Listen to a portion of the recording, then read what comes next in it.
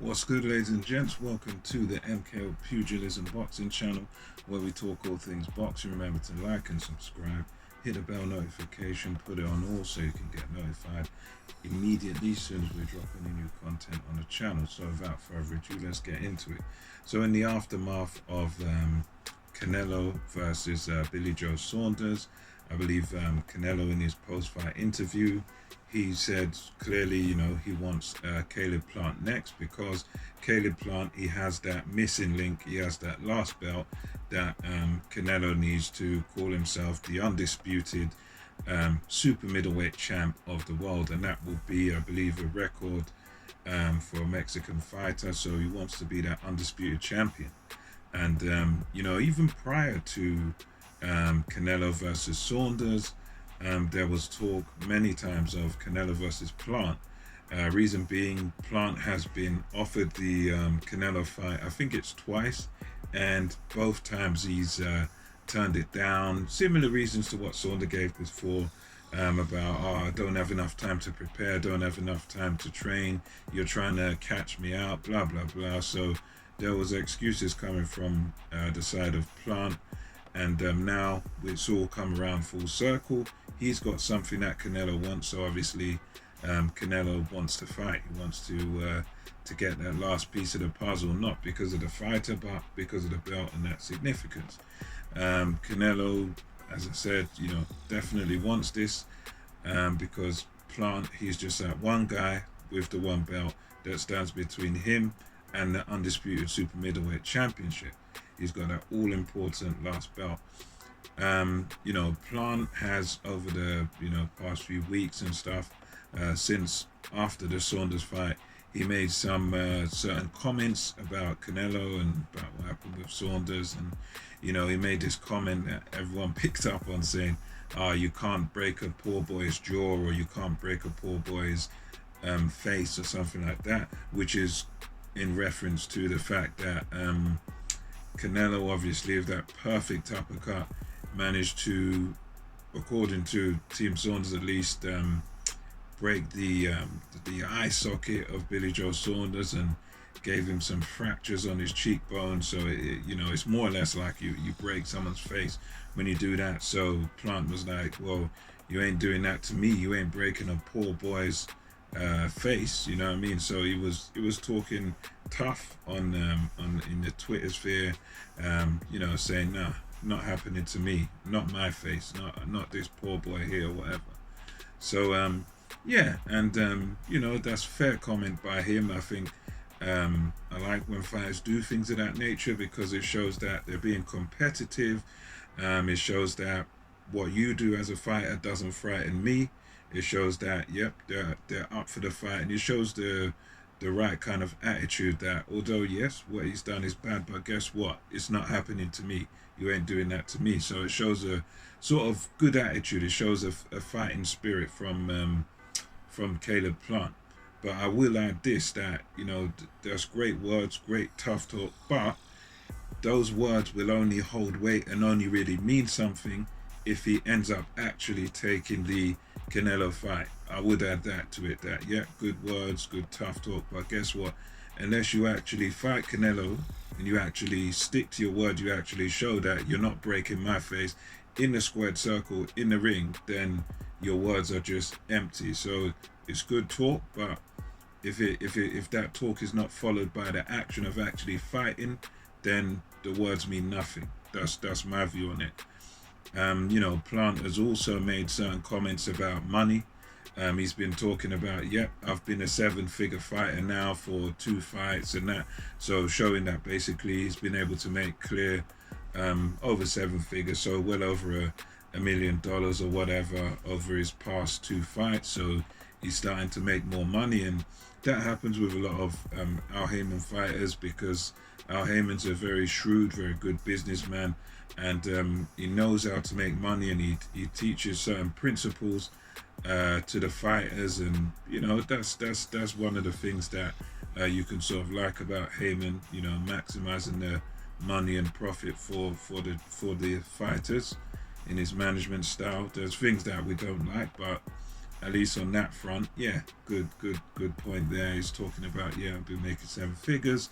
But he made this weird comment about Eddie Hearn the other day, and he said that, oh yeah, something about plantation, and Eddie Hearn has sold out his fighters, and basically he was trying to say that Eddie Hearn sold out both Callum Smith and Billy Joe Saunders, which somehow is trying to suggest that, oh, Eddie Hearn got his boys underpaid, so Callum Smith was underpaid and Billy Joe Saunders was underpaid. And to me, that's kind of absurd, because both of these guys made massive paydays against Canelo, and Callum Smith, made good money in the also in the tournament, in the WBSS.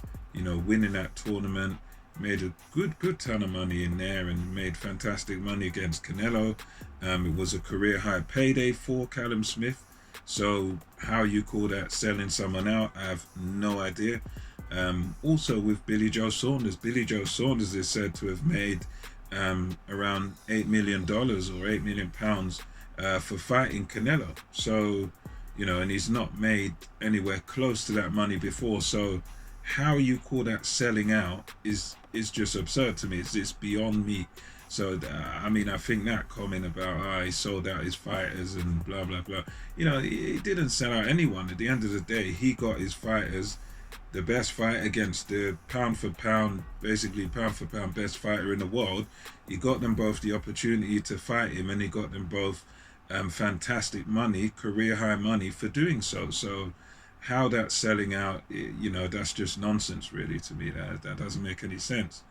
And his comments like that make me think about kind of the politics of boxing, because obviously the talk now is of Canelo wanting to fight his next fight in September, and obviously he'll want that to be planned so he can beat him and become undisputed. But comments like that about underpayment, they are absurd, and their comments like that, they kind of make me think perhaps we might not even see Plant step in the ring with Canelo, because it sounds like he might be getting ready to price himself out.